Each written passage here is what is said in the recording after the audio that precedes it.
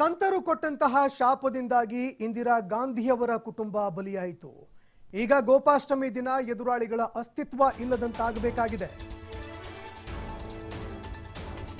ಮತ್ತೊಮ್ಮೆ ಹೇಳಿಕೆಯ ಬಾಂಬ್ ಸಿಡಿಸಿದ್ದಾರೆ ಸಂಸದ ಅನಂತಕುಮಾರ್ ಹೆಗಡೆ. ಈ ಹಿಂದೆ ಸಿಎಂ ಸಿದ್ದರಾಮಯ್ಯನವರ ಬಗ್ಗೆ ಅವಹೇಳನಕಾರಿ ಹೇಳಿಕೆಯನ್ನ ಕೊಟ್ಟು ಸಾಕಷ್ಟು ಟೀಕೆಗೂ ಕೂಡ ಗುರಿಯಾಗಿದ್ರು. ಇದೀಗ ಮತ್ತೊಮ್ಮೆ ವಿವಾದಾತ್ಮಕ ಹೇಳಿಕೆ ಕೊಟ್ಟಿದ್ದಾರೆ. 1966ರ ನವೆಂಬರ್ 7ರಂದು ಗೋ ಹತ್ಯೆ ನಿಷೇಧಕ್ಕಾಗಿ ಸಂತರು ಸಂಸತ್ತಿಗೆ ಮುತ್ತಿಗೆ ಹಾಕಿದ್ರು. ಆಗ ಮಾಜಿ ಪ್ರಧಾನಿ ಇಂದಿರಾ ಗಾಂಧಿಯವರು ಗೋಲಿಬಾರ್ ಮಾಡಿಸಿದ್ರು. ಆ ಗೋಲಿಬಾರ್ನಿಂದಾಗಿ ಸಂತರು ಗೋವುಗಳ ದುರ್ಮರಣವಾಗಿತ್ತು.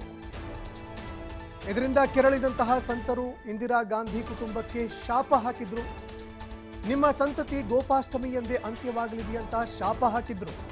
ಆ ಸಂತರ ಶಾಪದಿಂದಾಗಿಯೇ ಸಂಜಯ್ ರಾಜೀವ್ ಇಂದಿರಾ ಗಾಂಧಿಯವರ ಸಾವಾಗಿದೆ.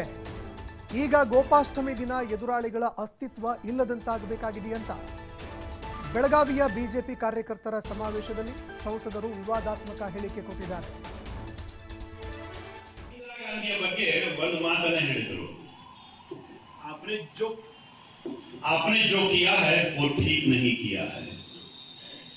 संतों का तो आपने वध कर दिया, ठीक है, हम माफ कर देते हैं आपको, लेकिन गोमाता का जिन्होंने वध किया है वो भगवान भी माफ नहीं कर सकता.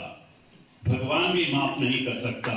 आज गोपाष्टमी के दिन है, तुम्हारा कुल भी गोपाष्टमी के दिन ही अंत होगा. तुम्हारा कुल भी गोपाष्टमी के दिन अंत होगा ಅಂತ ಶಾಪ ಕೊಟ್ಟಿದ್ರು.